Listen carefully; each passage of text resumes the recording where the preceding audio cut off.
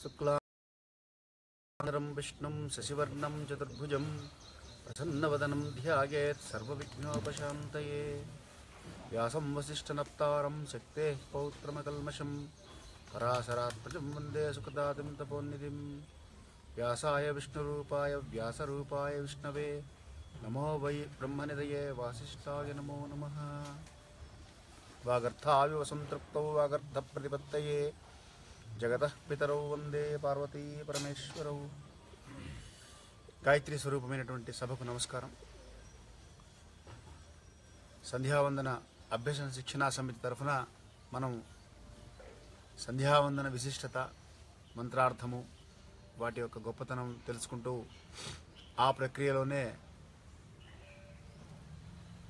ఇప్పుడు ఈరోజు విశేషంగా మనకి రేపు రాబోయే పౌర్ణమి నాడు శ్రావణ పౌర్ణమి అని విశిష్టంగా చెప్పుకొని ఉపాకర్మ అనేటువంటి ఒక ప్రక్రియ మనం చేసుకుంటాం గనక దాని విశిష్టత కూడా మనం చెప్పుకుంటూ ఈరోజు మాధ్యాహ్నిక సంధ్య యొక్క ఉపస్థాన మంత్రము, దాని విశిష్టత చెప్పే ప్రయత్నం చేద్దాం।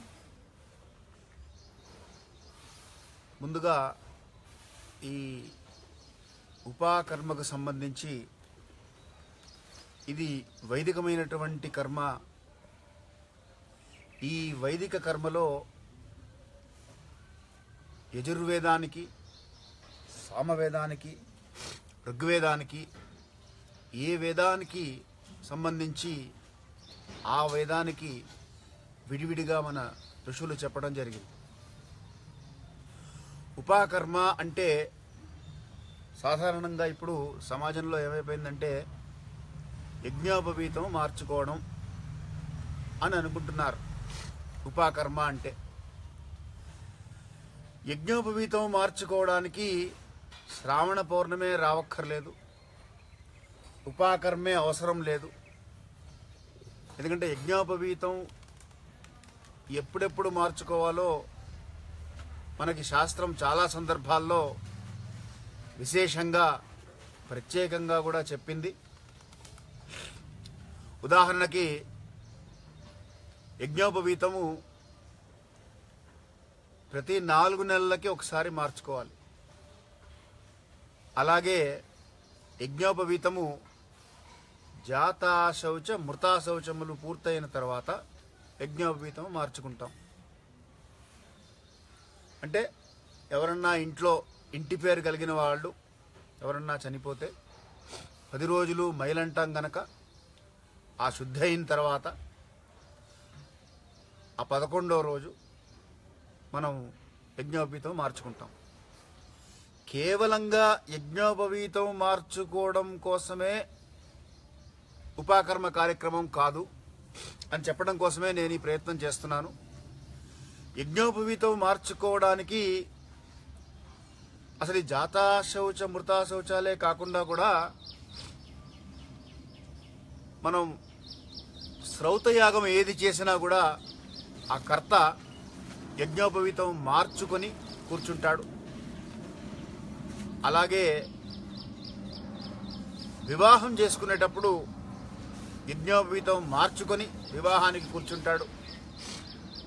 అసలు భుజం మీద నుంచి జారిపోతే యజ్ఞోపవీతం మార్చుకోమని చెప్తోంది శాస్త్రం। కనుక ఉపాకర్మ అంటే యజ్ఞోపవీతం మార్చుకోవడం అనేటువంటి ముందు ఒక ఏదైతే అపప్రద ఉన్నదో అది మనం తొలగించుకోవాలి। అయితే మార్చుకుంటున్నాం కదండి యజ్ఞోపవీతం అంటే తప్పకుండా మారుస్తున్నాం। వివాహంలో వరుడు నూతన యజ్ఞోపవీతం ధరిస్తాడు, ధరించి మరిన్ని వైదికమైనటువంటి కర్మలన్నీ చేసుకుంటూ వెళ్తాడు। కనుక వివాహం అంటే యజ్ఞోపవీతం మార్చుకోవడం అంటే ఎంత హాస్యాస్పదంగా ఉంటుందో, ఉపాకర్మ అంటే యజ్ఞోపవీతం మార్చుకోవడం అనుకుంటే కూడా అలాగే అసంపూర్తిగా ఉంటుంది। మరి ఏమిటి ఈ ఉపాకర్మ? యజ్ఞోపవీతం మనం మార్చడం లేదా అంటే మారుస్తున్నాం। తప్పకుండా యజ్ఞోపవీతం మారుస్తున్నాం. ఎందుకు? అసలు ఈ యజ్ఞోపవీతం విశిష్టత మనం ఆలోచిస్తే, ఋషులు సనాతన సాంప్రదాయంలో మనకి ద్విజత్వం ఉన్నటువంటి వారికి ప్రత్యేకంగా ఇచ్చినటువంటి ఒక విశేషమైనటువంటి అమూల్యమైనటువంటి వస్తువు. దీన్ని శృతి, స్మృతి, పురాణాలు వీటన్నిటిలో కూడా వీటి గురించి చెప్పడం జరిగింది. అసలు ఈ ఉపాకర్మ విశిష్టత కూడా మనకి శృతి అంటే అసలు మనకి ముందు ఒక క్లారిటీ రావాలి. ఉపాకర్మ రోజు విధిగా మనం చేయవలసిన కర్మ ధర్మానుష్ఠానమే. ఇది కూడా అసలు ఈ ధర్మం ప్రతిపాదించింది ఎవరు అంటే మనకి శృతి. శృతి అంటే విని వచ్చినటువంటిది అని ఇంతకుముందు చెప్పుకున్నాం మనం. అంటే వేదము. వేదము శృతివాక్యం గనక, వేదములో ధర్మం ప్రతిపాదించబడింది గనక, వేదో నిత్యమధీయతాం తద్వితం కర్మస్వనుష్ఠీయతాం అన్నారు గనక, వేదము ఎలా చెప్పిందో అలా బ్రతకడమే ధర్మాచరణ అన్నారు గనక, వేదము చెప్పినట్లుగా మనం జీవనం గడిపేకోగలిగితే ధర్మాచరణ చేస్తున్నట్లే గనక ఈ ఉపాకర్మ విశిష్టత కూడా వేదం చెప్పి ఉన్నది. కానీ వేదం మనకి చాలామందికి అర్థం కాదు గనక, అది తెలియదు గనక, అది ఎలా ఉంటుందో దాని స్వభావము. ఇప్పుడు ఉదాహరణకు ఒక మంత్రం, గాయత్రి మంత్రం ఉంది. విశ్వామిత్ర ఋషి సవితా దేవత అంటున్నాం. అంటే గాయత్రి మంత్రాన్ని ఈ విధంగా మంత్రం ఉంటుంది అని ద్రష్టలు అంటారు వారిని, మంత్రద్రష్టలు. ఆ మంత్రాన్ని దర్శించి లోకానికి అందించినటువంటి వాళ్ళు మహర్షులు. ఈ ఋషులు మంత్రం అంతకుముందే ఉన్నది, దాన్ని చూశారు. చూసి ఈ విధంగా ఉంటుంది గాయత్రి మంత్రం అని వాళ్ళు చెప్పడం జరిగింది లోకానికి. లోకక్షేమం కోరి వాళ్ళు మనకిచ్చారు గనక, అది గుర్తుంచుకొని చెప్పింది గనక స్మృతి అయింది. జ్ఞాపకంలో నుంచి వచ్చింది గనక స్మృతి. శృతి, స్మృతి. స్మృతులు కూడా అర్థం కాని వారి కోసం మళ్ళీ ఋషులు ఏం చేశారంటే, వ్యాస, వాల్మీకి ఇత్యాదులు వాటిల్లో నుంచి సారం తీసి, మీకు నేను హగం షత్సుచిషత్ వసురంతరిక్షసత్ చెప్పినప్పుడు చెప్పాను. ఉదాహరణకి భాగవతంలో దాని అర్థం, ఈ మంత్రార్థము కలడంబోది కలండు గాలి కలడాకాశంబునందజ్ఞనని, ఆ మంత్రార్థము ఈ పద్యము ఒకటే కనుక ఈ అర్థం కాని వాళ్ళ కోసమని ఋషులు ఏం చేశారంటే మళ్ళీ పురాణాలు ఇచ్చారు. శృతి, స్మృతి, పురాణాలు ఈ విధంగా రావడం జరిగింది. ధర్మాచరణ కోసం ఏర్పరిచినటువంటివి. ఈ పురాణాలు కూడా అర్థం కాలేదు, లేదా తెలియలేదు, లేదా చదవలేదు. మనందరం కూడా అష్టాదశ పురాణాలు చదివి ఉన్న వాళ్ళని తక్కువ ఉంటాం. కాబట్టి వాటి అనుకున్నప్పుడు, ఇటువంటి ధర్మ సందేహం వచ్చినప్పుడు ఏం చేయాలి అని అడిగితే శిష్టాచారము అన్నారు. ధర్మాన్ని ఆచరించడానికి 4వ ప్రాతిపదిక. అంటే మొదటి ప్రాతిపదిక శృతివాక్యము, 2వ ప్రాతిపదిక స్మృతిలో ఏం చెప్పారో అది చూసుకోమని, 3వది పురాణాలు ఏమున్నాయో అది చూసుకోమని, 4వ ప్రాతిపదిక శిష్టాచారము. అంటే శిష్టులైనటువంటి వారు, మన పూర్వీకులు, మన తండ్రి గారు, మన తాతగారు, మన ముత్తాతలు, లేదా జగద్గురువులు, ఆచార్యులు, వీరందరూ కూడా ఏం చేస్తున్నారో చూసి అది ఆచరించడమే శిష్టాచారం. శిష్టాచారము గనుక మనం ఆచరిస్తూ ఉంటే అది కూడా ధర్మాచరణమే అవుతుంది. అయితే ఇప్పుడు వచ్చిన సమస్య ఏంటంటే, శిష్టులు చాలామంది అయ్యారు, ఆచారాలు చాలా తయారైనాయి. ఎవరిని మనం ఆచరించాలి, ఏది చూడాలి? ఒక్కొక్కరు ఒక్కో రకంగా చెప్తున్నారు కనుక ఈ పండితుడు ఈ విధంగా అన్నారు, ఆ పండితుడు ఈ విధంగా అన్నారు, కాబట్టి పౌర్ణమి నాడు చేసుకోవాలా వద్దా, శ్రావణ పౌర్ణమ, భాద్రపద పౌర్ణమ, లేకపోతే ఆ రోజు పొద్దున్న 11 లోపల చేయమని, అసలు చేసి తీరాలని, చెయ్యకూడదని, ఈ విధంగా. మరి ధర్మం ఎప్పుడు అండి అలా ఉండడం కూడా ఒక రకంగా మంచిది. ఎందుకంటే దానివల్ల ఏమవుతుందంటే ఇప్పుడు మనందరం కూడా ఆలోచిస్తున్నాం. అలా లేకుండా కనుక ఒకటే మాట చెప్పేశారనుకోండి, అందరూ ఎవరు ఆలోచించరు. ఇప్పుడు ఆలోచింపజేస్తోంది. ధర్మావలంబీకులందరూ కూడా ఏది ధర్మము ఏది కరెక్టు అని ఆలోచిస్తున్నారు. అయితే మొదటే మనవి చేశాను, యజ్ఞోపవీతం మార్చుకోవడం వరకు ఉపాకర్మ అనుకుంటే గనక అసలు ఈ ప్రశ్న, ఈ సందేహము, ఈ సందర్భం అవసరం లేదు. ఎంచేత ఇందాకే చెప్పాను, యజ్ఞోపవీతం మార్చుకోవడానికి చాలా సందర్భాల్లో మార్చుకోమని చెప్పింది. ఉపాకర్మ అంటే యజ్ఞోపవీతం మార్చుకోవడం మాత్రమే కాదు. ఉపాకర్మ అంటే యజ్ఞోపవీతం మార్చుకోవడమే అయ్యేటట్లయితే ప్రతి 4 నెలలకి ఉపాకర్మ చేసుకోవాలి. జాతాశౌచం మృతాశౌచం ఉపాకర్మ చేసుకోవాలి. యజ్ఞోపవీతం భుజం మించి జారిపోతే ఉపాకర్మ చేసుకోవాలి.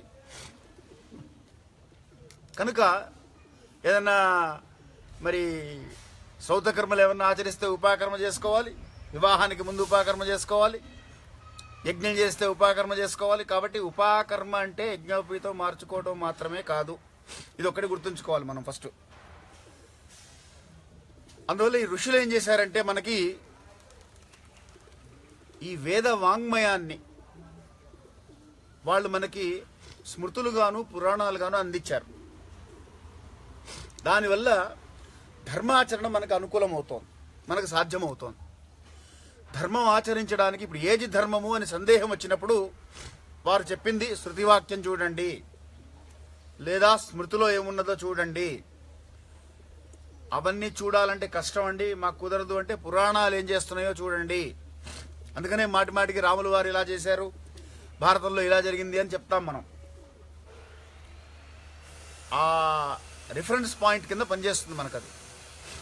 కనుక అది కాకపోతే శిష్టులు ఏం చేస్తున్నారో చూడండి అన్నారు. మనకి దక్షిణ దేశంలో ఉన్నటువంటి వారం ఆది శంకరాచార్యులు వారు స్థాపించినటువంటి 4 పీఠాల్లో ముఖ్యమైనటువంటిది దక్షిణాంనాయ పీఠం శృంగేరిలో ఉన్నది.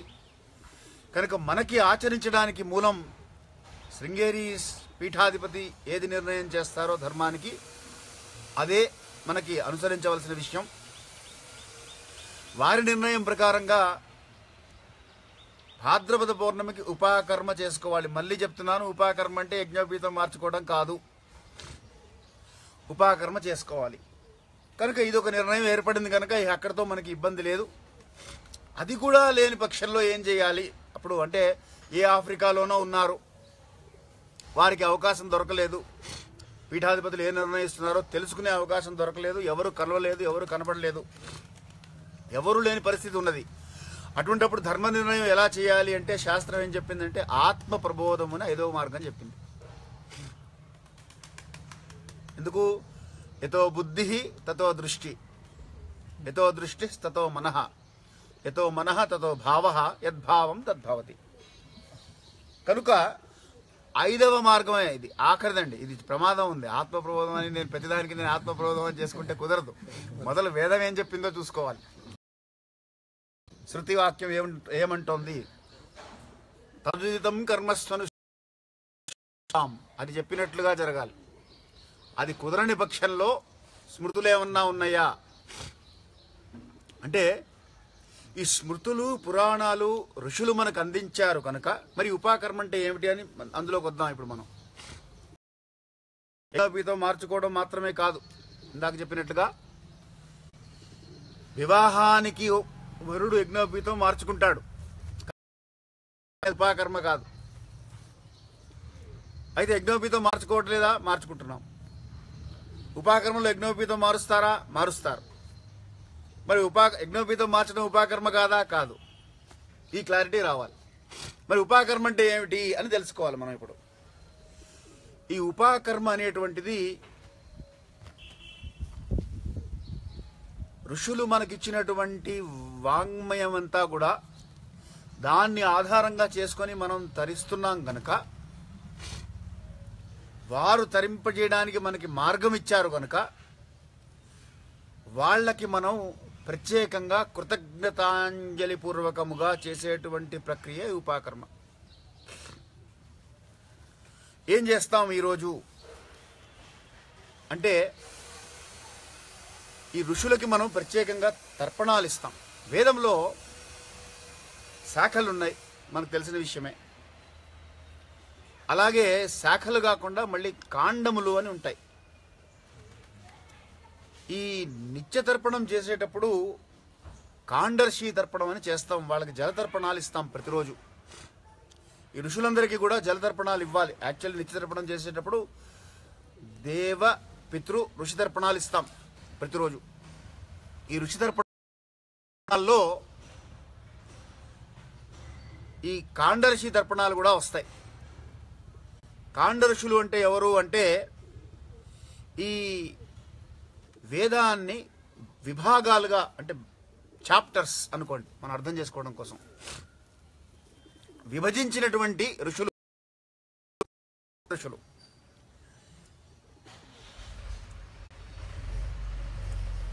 అగ్ని, ప్రజాపతి, సోమ, అరుణ, వారుణ ఇత్యాది కాండ ఋషులు ఉన్నారు. దానికి సదస్పతి,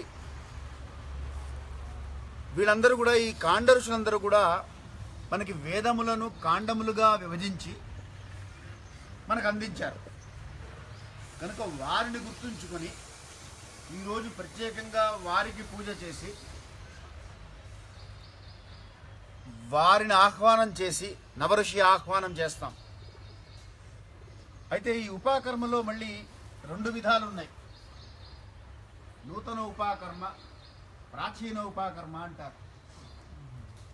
అంటే నూతన ఉపాకర్మ అంటే కొత్తగా ఉపనయనం చేసుకున్నటువంటి వాడు చేసుకునేటువంటి ఉపాకర్మ. ఇది కూడా చాలా ప్రాశస్త్యంలో ఉన్నది. చాలామంది ఉపాకర్మ అంటే ఉపనయనం చేసుకున్నటువంటి వాడు మొదటి సంవత్సరం చేసే కర్మ అని ఒక స్థాయిలో ఉన్నవాళ్ళు, నెక్స్ట్ స్టెప్ ఉన్నవాళ్ళు అనుకుంటున్నారు. మొదటి స్టెప్లో ఉన్నవాళ్ళు యజ్ఞోపీతం మార్చుకోవడం అనుకుంటున్నారు. 2వ స్టెప్ ఉన్నవాళ్ళు యజ్ఞోపీతం మార్చుకోవడమే కాకుండా ఉపనయనమైన మొదటి సంవత్సరం వటువుతో చేయించేటువంటి వైదికమైనటువంటి క్రతువుగా తెలుసుకొని ఉన్నారు. అయితే అసలు ఈ ఉపాకర్మ అనేది ప్రతి ఒక్కళ్ళు చేసుకోవలసింది. అధిష్యమానానాం ఆధీతాం ఛందసాం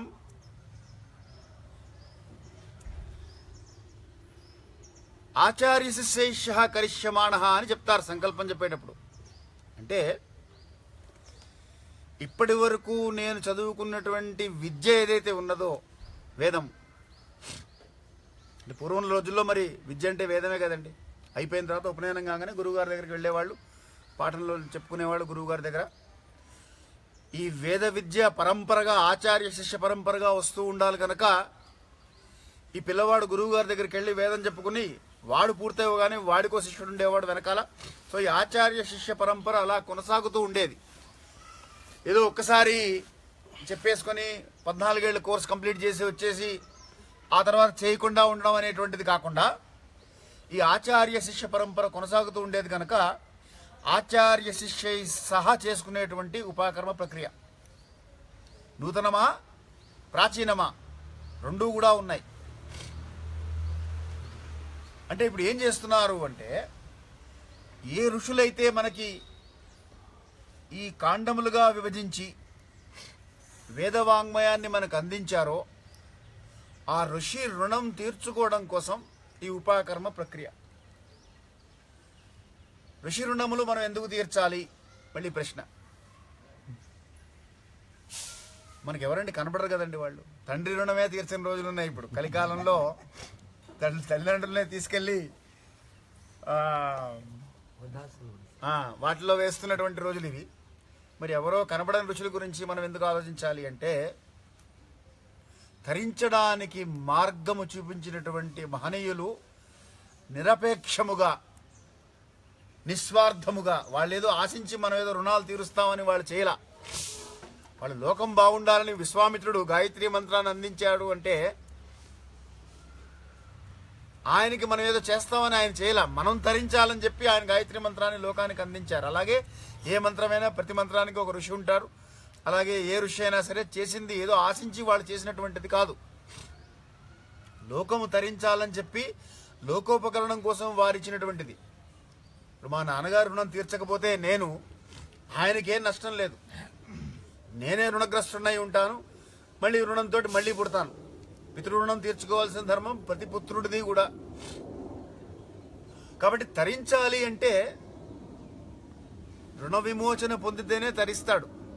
మనం ఈ మనుష్య జన్మ యొక్క లక్ష్యము మోక్ష మార్గం అనుకుంటున్నాం గనక మోక్షం పొందాలి అంటే రుణగ్రస్తుడై ఉంటే మోక్షం లభించదు, మళ్ళీ జన్మ వస్తుంది. కాబట్టి అన్ని రుణాలు 3 రుణాలు చెప్పారు: దేవరుణము, ఋషి రుణము, పితృరుణము. ఈ 3 రుణాలు తీర్చుకోవాలి గనక ఋషి రుణం తీర్చుకోవడం కోసం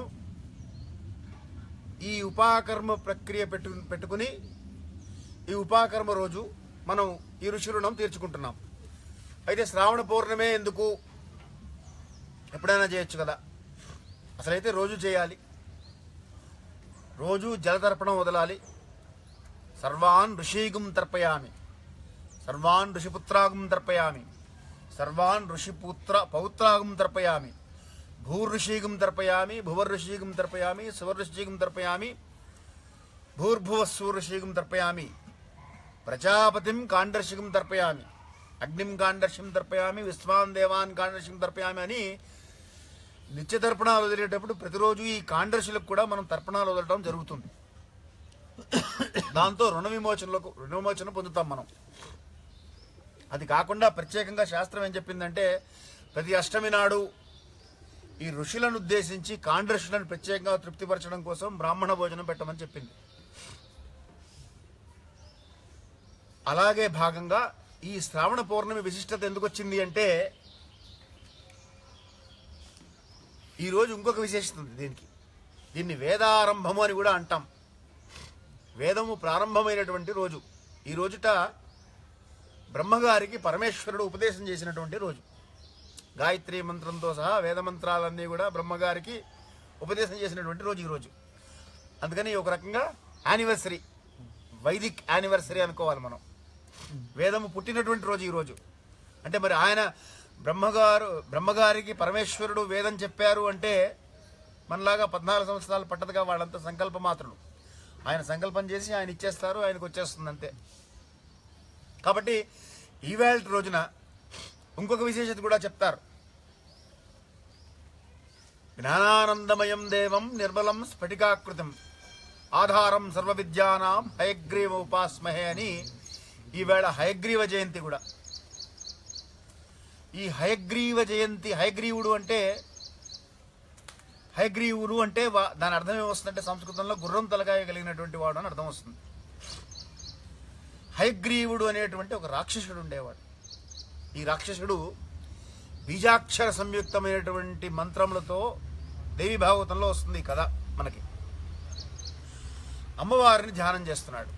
ఘోర తపస్సు చేసేట కొన్ని వేల సంవత్సరాలు.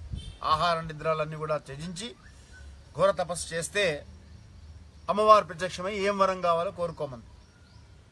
రాక్షసులు ఏమడుగుతారండి? మరణం లేకుండా ఇమ్మన్నాడు వరం.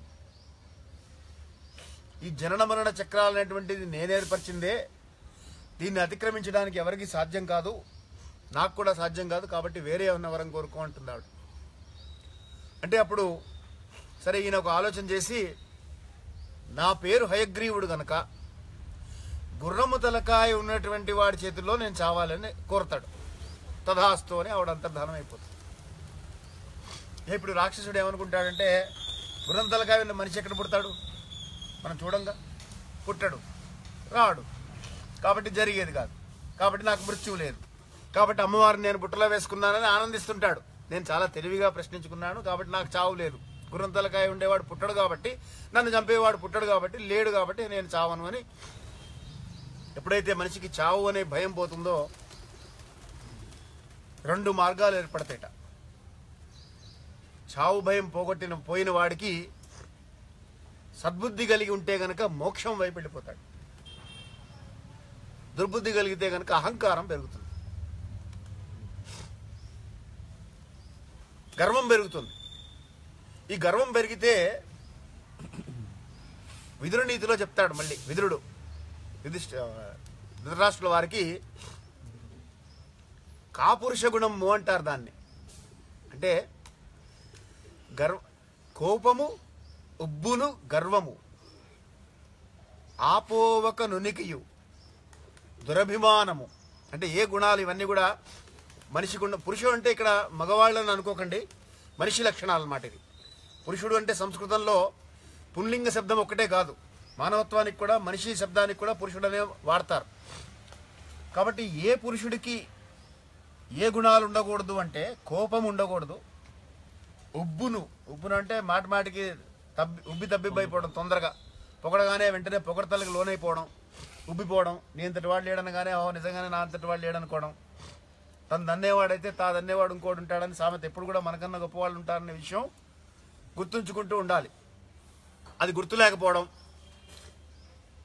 సరే, కోపం గురించి మనం ఆల్రెడీ చెప్పుకుంటూనే ఉన్నాం. ప్రతిరోజు సూర్యశ్చ మామన్యశ్చ మన్యుపతశ్చ అని చెప్పుకుంటున్నాం. అలాగే అగ్నిశ్చ మామన్యశ్చ అని ప్రతి పగలు ఆహారం కోపాన్ని మనం నియంత్రించడానికి ప్రయత్నం చేస్తూనే ఉన్నాం. కాబట్టి కోపము, ఉబ్బును, గర్వము ఈ మూడోది వచ్చిందంటే చాలా ప్రమాదంట. అక్కడి నుంచి మనిషి పతనానికి నాంది. ఆపోవక నునికియు అంటే తృప్తి లేకపోవడం, దురభిమానము, కాపురుష గుణంబులండ్రు కౌరవనాథ అంటాడు విదురుడు. ఇవి పనికిరాని లక్షణాలు మనిషికి. సో ఇటువంటి పనికిరాని లక్షణం ఆ రాక్షసుడికి వచ్చింది.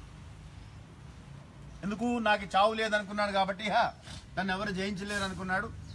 అక్కడి నుంచి ముప్పతిప్పలు పెట్టడం మొదలు పెట్టాడు 3 లోకాలని. సరే, ఈ లోపల దేవతలు వీళ్ళందరూ కూడా అతని యొక్క ఇబ్బందులు పడుతూ ఉన్నారు. విష్ణు భగవానుడు రాక్షసులతో యుద్ధం చేస్తున్నాడు. వేరే సంహారం అవన్నీ జరుగుతున్నది. ఆ పక్కన ఓ పక్కన జరుగుతూ సృష్టి నడుస్తూ ఉంటుంది కదండి. ఏదున్నా సరే మనకి సృష్టి నడవాలి, అది ఆగదు. అలాగే ఒకరోజు ఏమైందంటే దేవతలందరూ కూడా సరే ఇలా కాదు, మనం ఒక యజ్ఞం చేద్దామని తలపెట్టారట. యజ్ఞో వై విష్ణు అంటాం కాబట్టి అసలు యజ్ఞమే విష్ణు స్వరూపం. విష్ణువు లేకుండా యజ్ఞం చేయలేం కాబట్టి విష్ణువు ఎక్కడున్నారో వెతుకుదామని వీళ్ళు వైకుంఠానికి వెళ్ళారు. వెళితే లక్ష్మీ అమ్మవారు ఆయన రాక్షస సంహారం చేస్తున్నారు, ఆయన ఎక్కడున్నారో వెతకండి అని చెప్పి పంపించింది ఆవిడ.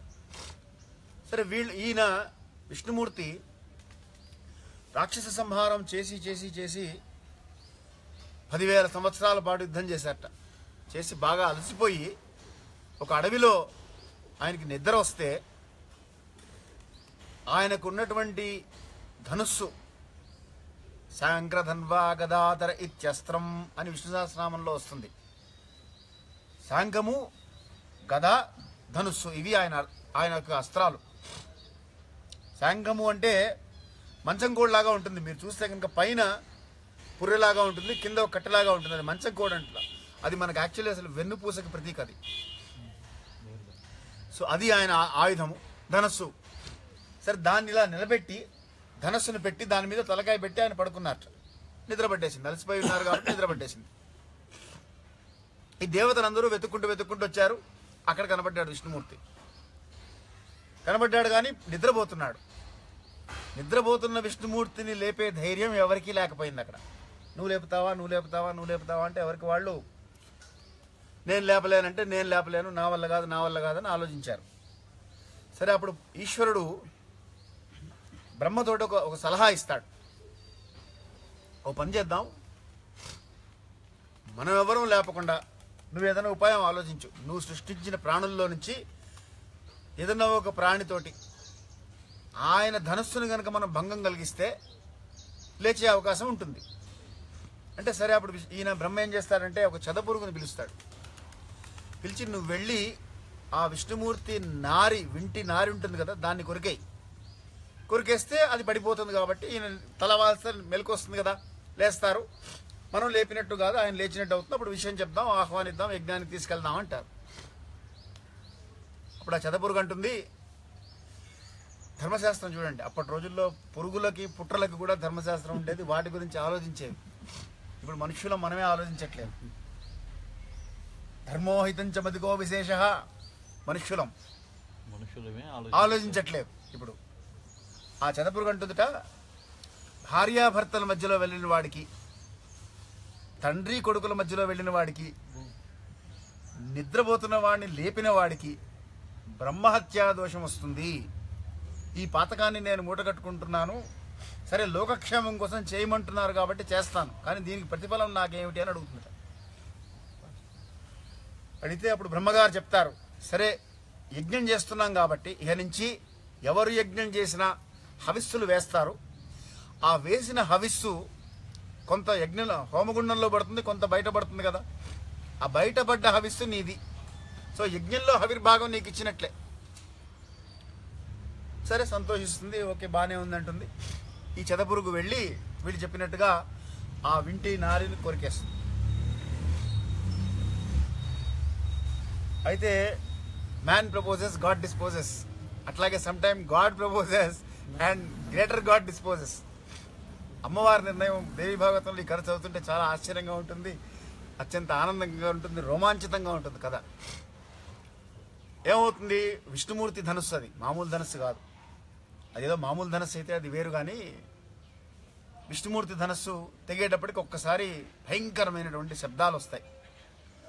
లోకమంతా కూడా, భూలోకం అన్ని లోకాలు కూడా అల్లకల్లోలం అయిపోతుంటాయి, సముద్రాలన్నీ ఉప్పొంగిపోతుంటాయి. ఆ శబ్దానికి, ఆ ధ్వని తరంగాలకి అంత అల్లకల్లోలం సృష్టించి ఒక్కసారి చీకట్లు కమ్ముకుంటాయి. కమ్ముకొని ఆ దారం ఏదైతే తెగుతుందో నారి, దాని షార్ప్నెస్కి విష్ణుమూర్తి తలకాయ కూడా తెగిపోతుంది. చీకట్లు కమ్ముకుంటే ఒక్కసారి వీళ్ళకి ఎవరికి కళ్ళు కనబట్టలేదు. కొంచెంసేపటికి వెలుతురు వస్తుంది, చూసేటప్పటికి విష్ణుమూర్తి మొండను తలలేని విష్ణుమూర్తి శరీరం అక్కడ ఉంటుంది. అరే ఎంత జరిగిపోయింది పని, ఒకటి చేయకపోతే ఒకటైపోయింది. భగవంతుడేమిటి, ఈయనకి మరణం ఏమిటి, మరణించేవాడు భగవంతుడేమిటి, ఈయన్ని మరి ఎలా, ఏం జరిగింది, ఎవరికి ఏం అర్థం కావట్లేదు. మళ్ళీ కాస్త సర్దుకునేటప్పటికి పరిస్థితి అక్కడ అది. తలకాయ లేని మొండెంతో విష్ణుమూర్తి ఉన్నాడు. ఆ ధనుస్సు నారి తగ్గిపోయి ఉన్నది. ఏమైపోయిందో తలకాయ కనబట్టలేదు, ఎవరికి దిక్కుదోచట్లా. ఈ విషయం తెలుసుకుని లక్ష్మీదేవి గోడుగోడని ఏడవడం మొదలుపెట్టింది. అప్పుడు బ్రహ్మగారు, ఇలా కాదు, మనందరికీ కూడా మూలం ఆదిపరాశక్తి, ఆవిడ్ని ధ్యానం చేద్దాం, ఆవిడ్ని స్తోత్రం చేద్దాం, ఆవిడ్ని ప్రార్థిద్దాం, మార్గం ఆవిడే చూపిస్తుంది అని దేవతలందరూ కూడా ముక్తకంఠంతో ఆవిడ్ని ప్రార్థన చేస్తారు. చేస్తే ఆ తల్లి ప్రత్యక్షమై అప్పుడు చెప్తుంది, సరే ముందు మీరు చేయాల్సింది ఏదో మీరు ఆలోచించి మీరు చేశారు. ముందు ఈ మొండెంలో ఏదో ఒక తలకాయ తెచ్చి అతికించాలి, ముందు ఈ ప్రాణం నిలబెట్టాలి, తర్వాత మీరు విష్ణుమూర్తి తలకాయ ఎక్కడుందో వెతుక్కుందరు. కానీ ముందు ఒక తలకాయ తెచ్చి అతికించండి అంటుంది. అంటే అప్పుడు వాళ్ళకి అక్కడ దారిన పోతున్న ఒక గుర్రం కనిపిస్తుంది. ఆ గుర్రాన్ని నరికి దాని తలకాయ అతికిస్తారు అక్కడ. ప్లాస్టిక్ సర్జరీ, అప్పటి రోజుల్లోనే ప్లాస్టిక్ సర్జరీ, తలకాయ తీసి తలకాయ పెట్టేటువంటి టెక్నాలజీ ఉండింది. ఇప్పుడు గుర్రం తలకాయతో విష్ణుమూర్తిని అతికించగానే ఆయన లేవడం అమ్మవారిని స్తోత్రం చేస్తూ లేస్తారు. ఆ స్తోత్రంతో ఈ జరిగినటువంటి సంఘటనకి బ్రహ్మగారు కూడా వేదాలన్నీ మర్చిపోతారు, ఒక్కసారి షాక్. సో ఈయన మళ్ళీ స్తోత్రం చేసి అమ్మవారు సంతోషించి, అన్ని విద్యలకు ఆధారమైనటువంటి స్తోత్రం నువ్వు చేసావు కనుక ఇక నుంచి ఎవరైతే నీ ఉపాసన చేస్తారో హయగ్రీవ ఉపాసన అక్కడ వచ్చిందనమాట. అందుకని జ్ఞానానందమయం దేవం నిర్మలం స్ఫటికాకృతం ఆధారం సర్వవిద్యానాం అనే స్తోత్రం అక్కడ వచ్చింది. కాబట్టి వేదాలకి మూలంగా నువ్వే ఉంటావు కనుక ఈ రోజున హయగ్రీవ జయంతి కూడా జరుపుకుంటారు. వేదారంభము, హయగ్రీవ జయంతి, ఉపాకర్మ, ఋషితర్పణము, నవఋషి ఆవాహనము, దానికోసం మండపారాధన, మండపం ఏర్పరచుకోవడం. ఆ తర్వాత ఈ యజ్ఞోపీతం మార్చడం ఎందుకు? పాత వాళ్ళు కొత్త వాళ్ళు అందరూ మార్చుకోవాలండి. యజ్ఞోపీతం ప్రతి వాళ్ళు కూడా మార్చుకోవాలి. ఎందుకు అంటే ఈరోజు ఒక బ్రహ్మగ్రంథిని తీసి హవనం చేస్తాం, ఆ హవనంలో హోమం చేస్తాం యజ్ఞోపీతాన్ని, ఆ యజ్ఞోపీతం అందులో వేస్తాం కనుక ఇప్పుడు మనకు తెలుసు యజ్ఞోపీతం కనుక మనం చూసినట్లయితే 96 బెత్తలు ఉండాలి. ఎవరికి వాళ్ళకి లెక్క పెట్టుకుంటే ఇలా 4 వేళ్ళు కలిపితే కనుక 96 బెత్తలు. ఇవి ఒక బెత్త అంటారు దీన్ని. ఈ ఒక్క బెత్త ఇలాంటి 96 బెత్తలు ఉండాలి, అది లెంత్. యజ్ఞోపీతానికి కొన్ని నియమాలు ఉన్నాయి. బొడ్డు కిందకి రాకూడదు, మరీ పైకి ఉండకూడదు, బొడ్డు వరకే ఉండాలి, ఇలాంటివి కొన్ని ఉన్నాయి. అవి కరెక్ట్గా సెట్ అవ్వడం కోసం ఈ 96 ఎందుకు పెట్టారు? మళ్ళీ లక్షంతు వేదానాం లక్షమేకంతు భారతం. అందుకనే భారతాన్ని పంచమ వేదం అన్నారు. వేదంలోట 1,00,000 మంత్రాలు ఉన్నాయట వేదంలో. ఈ 1,00,000 మంత్రాల్లో 80,000 మంత్రాలు 80,000 మంత్రాలు కర్మకాండకు సంబంధించినటువంటివి. 16,000 మంత్రాలు ఉపాసనాకాండకు సంబంధించినటువంటివి. 80 + 16 అంటే 96 అయినాయి. 4,000 మంత్రాలు జ్ఞానకాండకు సంబంధించినటువంటివి. వేదంలో మొత్తం ఉన్న 1,00,000 ఈ విధంగా బైఫర్కేట్ చేయడం జరిగింది. సో కర్మ, ఉపాసన ఈ రెండు బ్రహ్మచారికి గృహస్థుకి ఉండాలి. జ్ఞానం తర్వాత సంపాదించుకుంటాడు. ఉపాసన చేస్తే జ్ఞానం వస్తుంది. కనుక దీనికి ప్రతీకగా 96 బెత్తలు పెట్టిన కారణం అది. ఈ 80,000 కర్మకాండకు సంబంధించినటువంటి మంత్రాలు, 16,000 ఉపాసనా కాండకు సంబంధించినటువంటి మంత్రాలు కూడా అధ్యయనం చేస్తే ఇది నేర్పించడం కోసమే. అందుకనే బ్రహ్మచారికి ఆ 4,000 మంత్రాలు చెప్పరు వేదం చెప్పేటప్పుడు. వివాహం అయితే తప్ప చెప్పరు. ఆ జ్ఞానకాండకు అర్హత రాదు. కనుక దానికి ప్రతీకగా, అలాగే మన శరీరంలో నాడులు చాలా చాలా ఉన్నాయి. ఆ 96కి కనెక్షన్ ఎందుకు పెట్టారు అనేది చెప్పుకోవడానికి మనం 4 వేదాలు, ఒక్కొక్క వేదంలో ఉన్నటువంటి గాయత్రి 24 అక్షరాల గాయత్రి గనక 4 వేదాలు చేసేటువంటి అర్హత కలిగిన వాడు గనక 24 × 4 96 అవుతాయి. అదొక ప్రమాణం. సరే, ప్రమాణాలు ఏమైనా ఈ 96 బెత్తలతో ఈ యజ్ఞోపవీతాన్ని, అసలు దురదృష్టవశాత్తు యజ్ఞోపవీతం అంటే ఏదో తాడనుకుంటున్నాం మనం, మెళ్ళో వేసుకునే ఒక దారం అని. యజ్ఞోపవీతం పరమం పవిత్రం. మామూలు పవిత్రం కాదు, పరమం పవిత్రం. ప్రజాపతైర్యత్సహయం పురస్తాత్. బ్రహ్మగారితో పాటు పుట్టిందిట. బ్రహ్మగారి పుట్టినప్పుడే యజ్ఞోపవీతంతో పుట్టారు. తర్వాత సృష్టించింది మిగతావన్నీ కూడా. బ్రహ్మగారు వచ్చిన తర్వాత సృష్టించినవి మిగతావన్నీ. కానీ యజ్ఞోపవీతం ఒక్కటి మాత్రం బ్రహ్మగారితో పాటు యత్సహయం పురస్తాత్. ఆయుష్యమగ్రిం పతించ శుభ్రం. యజ్ఞోపవీతం వేసుకుంటే ఉండేటువంటి లక్షణాలు, ఉపయోగాలు చెప్పారు. ఇంతటి పవిత్రమైన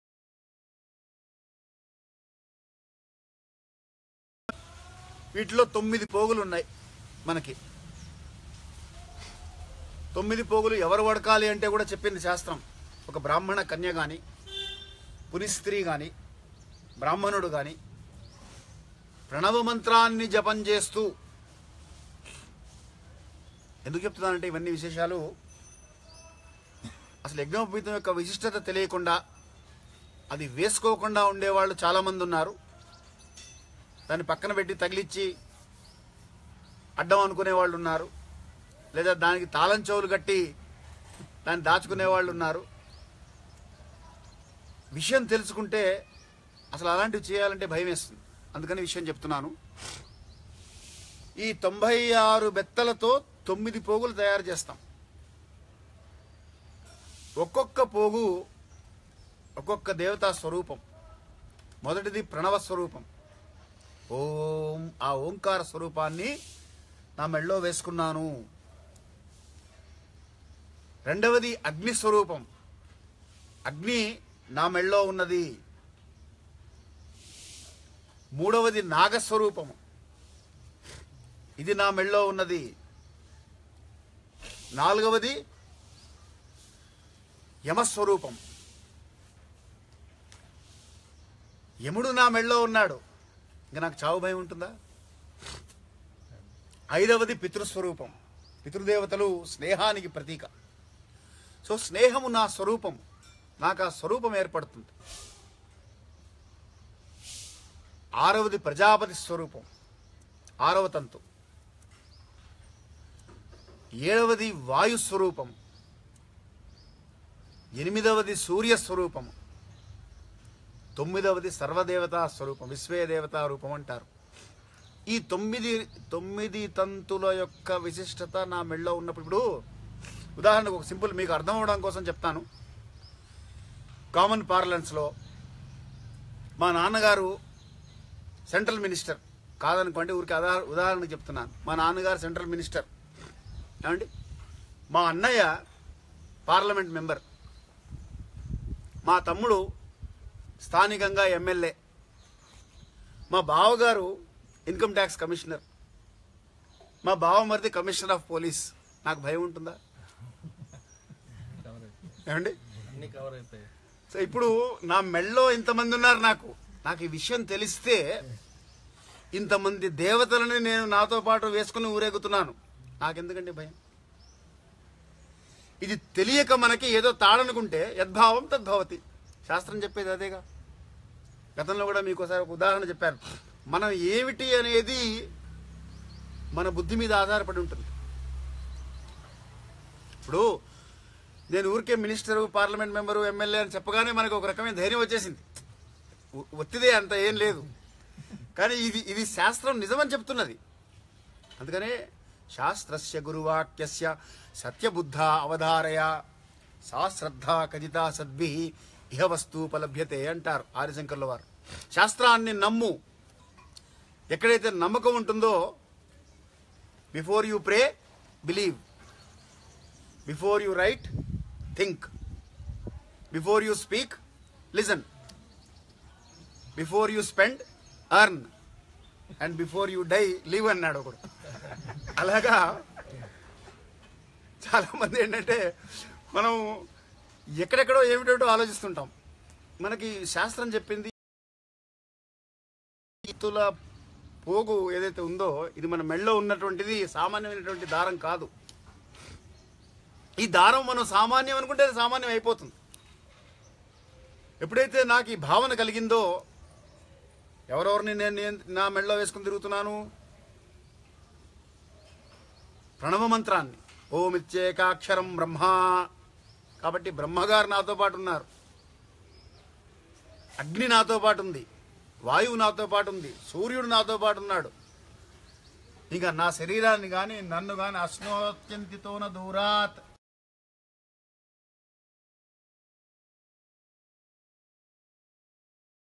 ఈ ఉపాకర్మ రోజున ఇంతటి మహత్తరమైనటువంటి విశేషతని మనకి అర్థమయ్యేటట్టు చెప్పినటువంటి ఋషులని స్మరించుకుంటూ వాళ్ళకి హవనం చేసి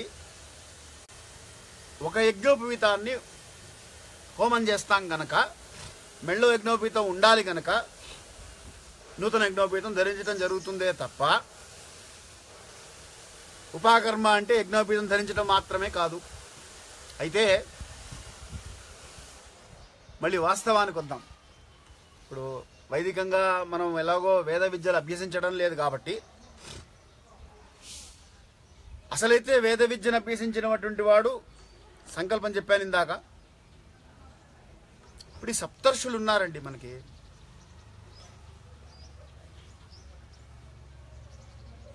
అత్రి, భరద్వాజ, కశ్యప, గౌతమ, విశ్వామిత్ర అండి, వశిష్ఠ ఇత్యాది సప్తర్షులు కూడా మనకి,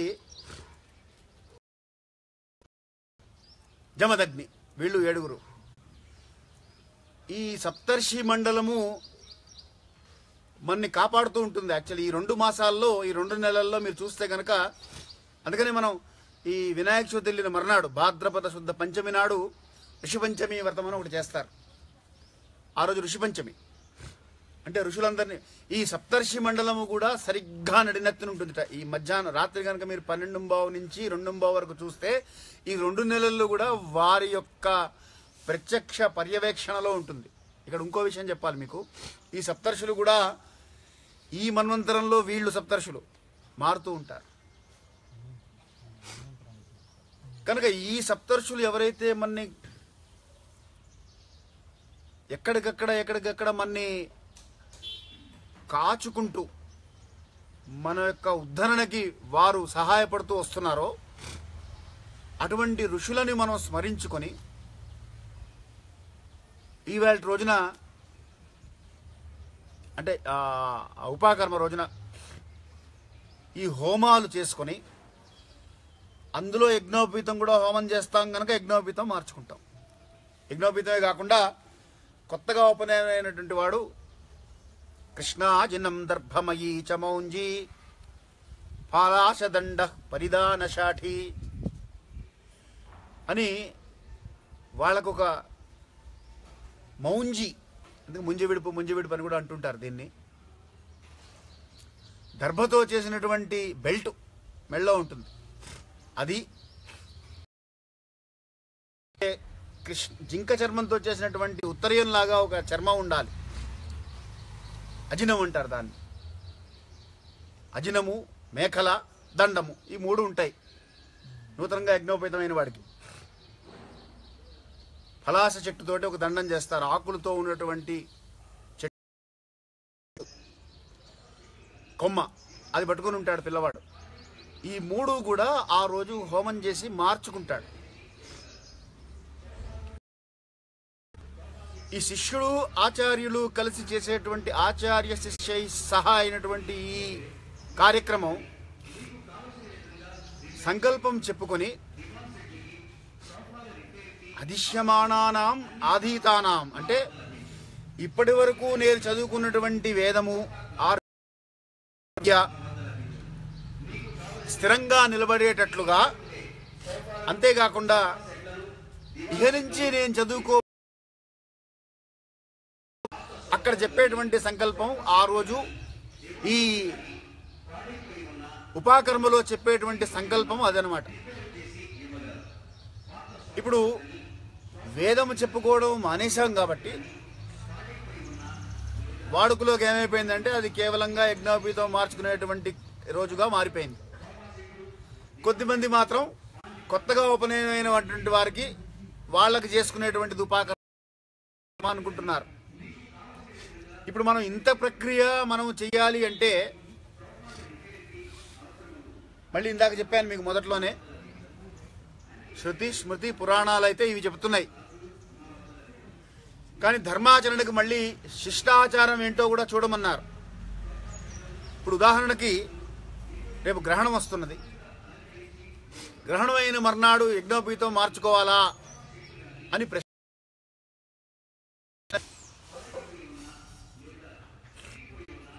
గ్రహణమైన మర్నాడు యజ్ఞోపీతం మార్చుకోవక్కర్లేదు అని ఆపస్తమ సూత్రం చెప్తున్నది.